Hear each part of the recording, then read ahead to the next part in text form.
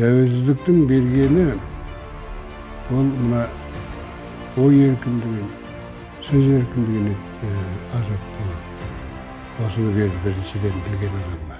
Бірақ еркіндік осы мемлекет тәуелсіздік оны бергенде соны қалай болса соны пайдалануды деп берген жоқ. Ақыл парасаттан байланып кетпеді. Соған біздің халқымыз өзі замандар бойы аңсап жүрген осы мақсат тұратында есі жинайды, етегін жинайды, есі керекті. Осы атақты таразы бәленбай көптеген ғасырларда төрт өріс қирап бүгінгі күнге жеткен.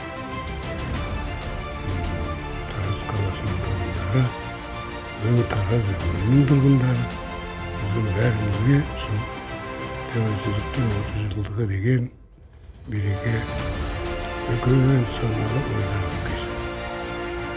Ояу сананың салтанатымен атап өту керек. Бәрімізді аяғына шолғын. Ойын салттың өресінен азайып, үлкен ойларды ояу сананың салтанатымен атап өтсек, біз соның екенін білгеніміз. Біздің өзгергеніміз 30 жылда қандай деңгейге келгеніміз. Өйткені өркениет деген бұл басты мәселесі. Бұл өркениетке осылай қазақ ішінде қалай келген болмайды. Сондықтан мерекелеріңіз құтты болсын.